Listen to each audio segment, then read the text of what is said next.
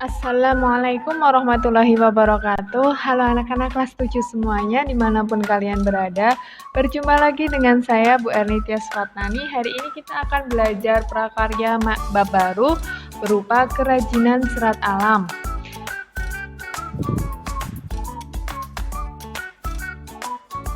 Nah, apa itu kerajinan?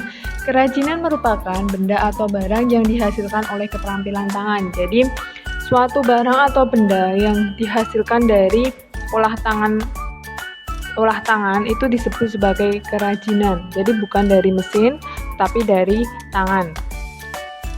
Selanjutnya, serat alam. Nah, kita akan belajar kerajinan serat alam. Kita lihat dulu apa pengertian dari serat alam. Serat alam merupakan suatu jenis bahan berupa potongan-potongan komponen yang membentuk jaringan memanjang yang utuh. Jadi dia berbentuk jaringan yang punya panjang dan utuh. Jadi biasanya yang kuat. Itu disebut sebagai serat alam. Serat merupakan bahan dalam pembuatan tekstil karena merupakan bahan utama pembuatan benang dan kain. Jadi ketika kalian memakai barang atau pakaian kalian itu berasal dari serat, baik serat alam maupun serat buatan. Kerajinan serat alam lebih baik dari serat buatan karena limbah yang dihasilkan dapat diuraikan di alam. Jadi lebih ramah lingkungan daripada ketika menggunakan serat sintetik atau serat buatan. Jenis serat alam, bahan serat alam dari alam dapat dengan bahan organik dan dapat diuraikan ketika menjadi limbah.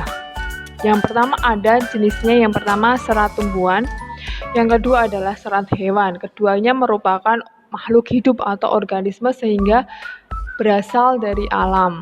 Yang pertama ada serat tumbuhan, yaitu serat yang berasal dari bagian-bagian tertentu tumbuhan yang memiliki ciri kuat, tahan lama, bentuknya tetap dan memanjang. Nah, banyak sekali serat-serat yang kalian temukan itu dari serat tumbuhan. Misal enceng gondok itu juga termasuk dari serat. Jadi yang bersifat ulet, yang sifatnya dia bisa digunakan untuk tali dan memanjang, itulah yang disebut sebagai serat tumbuhan. Nah, serat tumbuhan sendiri dibagi menjadi 4. Yang pertama ada serat dari biji, yaitu jaringan atau serat yang mengelilingi atau membungkus biji tanaman. Contohnya serat dari biji, yaitu serat kapas dan serat kapuk. Jadi serat kapas dan kapuk yang biasa digunakan untuk bahan katun itu ada dia sebagai pembungkus biji, jadi ada di sekitar biji-biji kapuk atau kapas tersebut. Itu adalah serat dari biji. Yang kedua ada serat dari daun. Contoh serat dari daun yaitu serat daun enceng gondok, daun nanas, daun pandan berduri, kemudian mendong, pupon tikus, daun abaka, dan daun sisal. Yang ketiga ada serat dari batang, yaitu serat yang diambil dari bagian batang tumbuhan. Contohnya pada jut, rami itu jerami, kemudian beringin, yonkori, rosella, melinjo, san, dan lain-lain. Yang keempat ada serat dari buah. Buah yang dapat dimanfaatkan sebagai serat adalah kelapa. Sabut kelapa adalah bagian buah yang dimanfaatkan sebagai serat. Jadi pada kelapa itu secara ilmu, bagian buahnya itu justru pada sabutnya, atau sabut kelapanya itu adalah bagian dari daging buah. Jadi kelapa merupakan serat yang berasal dari buahnya. Contoh dari pemanfaatan serat dari buah ini adalah untuk membuat sapu. Yang selanjutnya adalah serat hewan, yaitu serat yang berasal dari bagian tubuh hewan, biasanya banyak berasal dari luar negeri. Jadi sifat dari serat hewan ini adalah dia hangat. Dia mempunyai tekstur yang hangat untuk menghangatkan tubuh, sehingga banyak sekali dijumpai dari serat di luar negeri karena hawa di luar negeri itu cenderung lebih dingin. Serat hewan itu ada, yang pertama ada serat staple.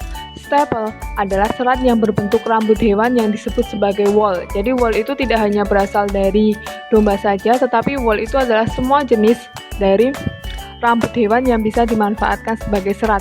Contohnya serat staple yang paling terkenal adalah bulu domba, kemudian unta, alpaka, kasmor, meohair, kelinci, dan vicuna. Jadi itu adalah contoh-contoh serat yang berasal dari bulu-bulu atau rambut-rambut hewan. Yang kedua ada serat filamen. Filamen yaitu serat yang berbentuk jaringan. Contohnya adalah serat yang berasal dari kepompong ulat sutra. Kepompong ini dapat dipintal menjadi benang sutra. Jadi ketika ulat sutra tersebut menjadi kepompong, kepompongnya itulah yang diambil seratnya. Nah, itu adalah bahan dasar pembuatan kain sutra atau benang sutra. Nah, sekian dari saya. Banyak salahnya mohon maaf. Semoga bermanfaat untuk kalian semua. Assalamualaikum warahmatullahi wabarakatuh.